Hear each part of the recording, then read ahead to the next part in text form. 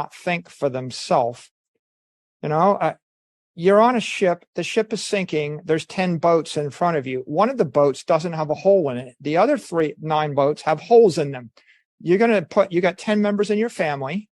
Are you going to put one kid in each of the 9 boats or the like? Or are you going to put everybody in the boat that doesn't have the hole in it? Okay, so you come to that level of conviction, which is intoxicating, by the way. It's not conviction. It's not conviction. It's just rational thinking for yourself. Are you moving your entire family to Zimbabwe right now because, you have conviction?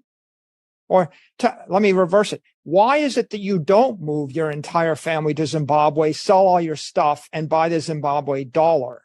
Why is it that you don't do that? Because of conviction, or just because it seems quite obvious to you that's not a good idea? I won't say that conviction is when you don't do something, but when you go all in on something, I would say that does take conviction. Now, your conviction might be how many chairs are you sitting on right now? 1. Are you all in on the chair? I am all in on the chair. Like the point really is you put on one pair of glasses. You've got one pair of AirPods right now. You're looking at me through one screen. You're using one microphone. That's one microphone. Like, you trust it? Is that conviction? Seems kind of scary. Why don't you diversify? Why don't you use 10 microphones? The point really is things in your life. Did you drive in 10? Crypto family, welcome back to the channel. Aaron here, coming back at you with another video today. That was Michael Saylor talking about why he doesn't diversify in the crypto space and why he's all in on Bitcoin. What do you guys think about what he just said in that little clip? I thought that clip was pretty amusing, but let me know what you guys think about that. And in today's clip, we're going to go over some recent Bitcoin news. Bitcoin's price had rallied here today. It did break through $30,000. So we're going to be looking at some recent news, some on-chain data, and also a couple of clips from some of the talking heads in the Bitcoin space. So let's go ahead and jump into it here today. So check this out here. This is from the Coinbase chief legal officer. He's saying that the SEC is likely to approve the Bitcoin ETF very soon. So everybody's basically saying the Bitcoin ETF is coming. There's been some predictions out there. It has a 90% chance of being approved through the SEC. And I believe that ARK Invest is the first in line. And the last deadline they have on their Bitcoin ETF is on January 10th. We'll be looking at some comments from Cathie Wood here in a second. But before that, let's check out the halving progress.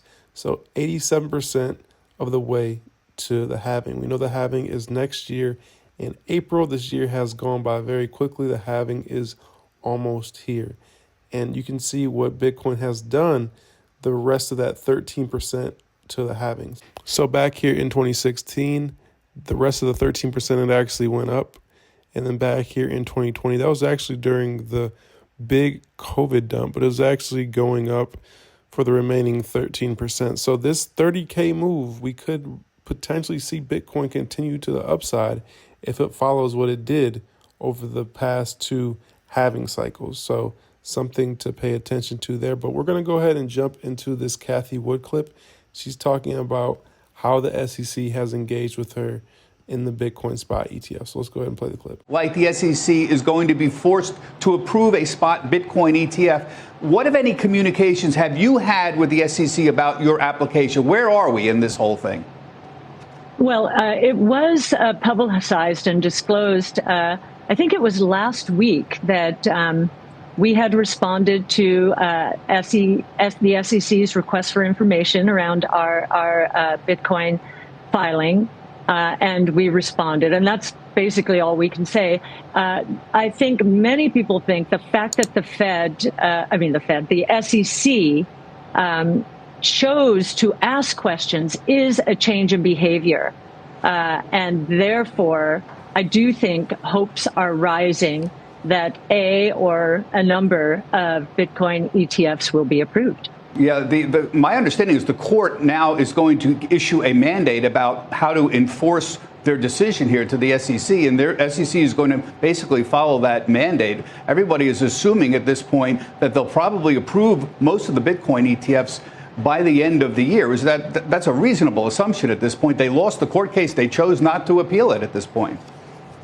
Right. And I do believe maybe the reason they're saying by the end of the year, early next year, I know our final deadline on this filing is January 10th. And so, and I think we're first in line. But as you say, a number of Bitcoin ETFs could be approved at the same time. Now you see the Bitcoin balance on exchanges here is hitting yearly lows. We're currently sitting at around 2.3 million Bitcoin left on exchanges. It's going to be interesting to see what happens with this exchange balance number as these ETFs get approved and the next bull run comes around.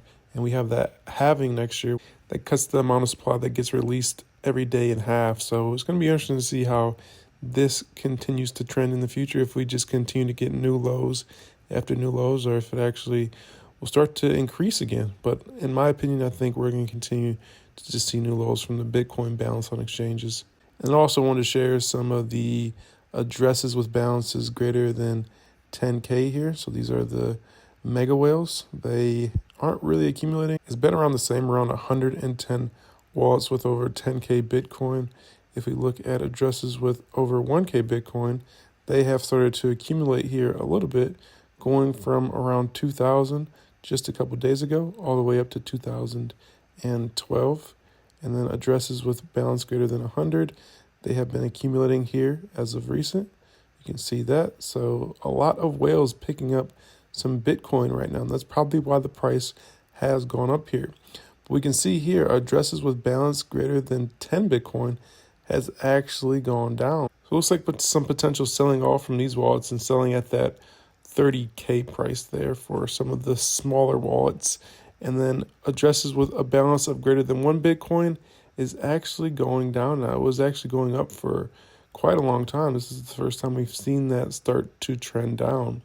And it's interesting, we're seeing all these smaller addresses start to like trend down when the price goes up. So it's probably a lot of retail buyers who are underwater right now, who want to just get some of their profits out as the price has gone up. And we see that here again with addresses with balance greater than 0.01. It's actually going down here a bit and staying steady at 4.98 million back in September. And now we're currently at 4.97 million. So it's gone down a bit.